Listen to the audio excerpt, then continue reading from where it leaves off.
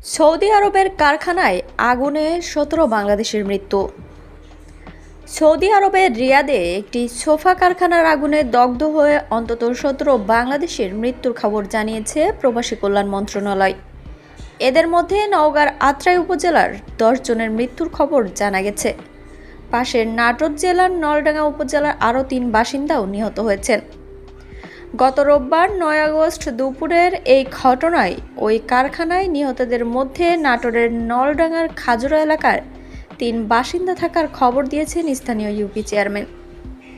রিয়াদে বাংলাদেশ দূতাবাসের বরাতে প্রবাসী কল্যাণ মন্ত্রণালয় রাত ১:৩০টায় বলেছে, ভয়াবহ এই অগ্নিকাণ্ডে ঘটনাস্থলেই ১৭ জন মারা যাওয়ার তথ্য প্রকাশ পেয়েছে। ফায়ার সার্ভিসের উদ্ধারকর্মীরাই জানিয়েছে ১৭ জন মারা যাওয়ার তথ্য। আগুনে পড়ে যাওয়ায় মৃতদেহ শনাক্ত করা কঠিন হয়ে পড়েছে।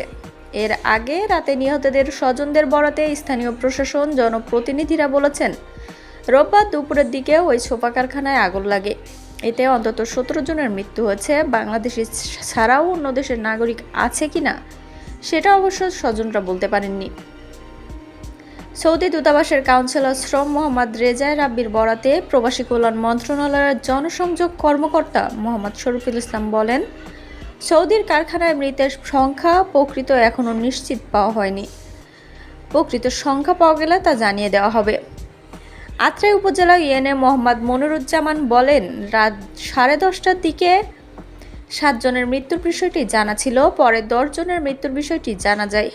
এখনও উপজেলার বিভিন্ন গ্রামের খোঁজ খবর নেওয়া হচ্ছে, তবে এই মৃতের সংখ্যা আরও বাড়তে পারে।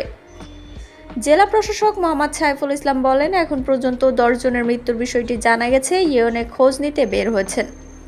আত্রাইয়ের ইউএনএ বলেন, নিহতদের মধ্যে উপজেলার গন্ডগোহালি গ্রামের 4 জন, বিশা গ্রামের 2 জন এবং পারকাশুন্ডা গ্রামের 1 জনের মৃত্যুর খবর প্রথমে পাওয়া যায়। পরে আরও মৃত্যুর খবর পাওয়া যায় বলে জানা গেছে। আত্রাই উপজেলার নিহতরা হলেন উপজেলার বিশা ইউনিয়নের বিশা গ্রামের সাগর ও একই গ্রামের মজিদুল, উদানপই গ্রামের ফরিদ শেখ, ডুবাই গ্রামের সুমন, হাসিবুল হাসান, কালিকাপুর ইউনিয়নের গন্ডগোহালি গ্রামের মোহন প্রামাণিক, সুমন প্রামাণিক, রুবেল হোসেন, কলি প্রামাণিক এবং পারকাশুন্ডা গ্রামের আব্দুল জলিল।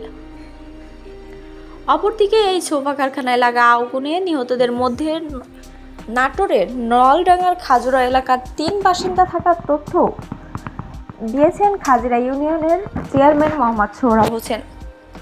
নিহতদের স্বজনদের বরাতে তিনি এই খবর দেন।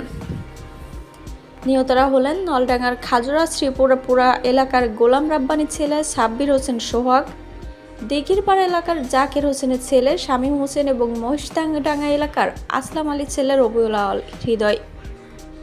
সৌদি আরবের সোফা কারখানায় ভয়াবহ অগ্নিকাণ্ডে নওগাঁর আত্রাই উপজেলার 7 জন প্রবাসী বাংলাদেশি শ্রমিকের মৃত্যুতে গভীর শোক ও দুঃখ প্রকাশ করেছেন প্রবাসী কল্যাণ ও বৈদেশিক কর্মসংস্থান মন্ত্রী আরাফুল হক চৌধুরী। এক শোকবার্তায় তিনি বলেন, মন্ত্রী, সৌদি আরবে কর্মরত এই প্রবাসীদের এমন অকাল ও মর্মান্তিক মৃত্যু সত্যিই খুব অর্থনীতিতে হৃদয় বিদারক এবং অপরিসীম গুরুত্ব ভূমিকা ছিল। তাদের এই আকস্মিক প্রয়াণে তিনি গভীর শোকাহত। নিহতদের শোক স্তব্ধ পরিবারের সদস্যদের প্রতি তিনি গভীর সমবেদনাও জ্ঞাপন করেন। তখন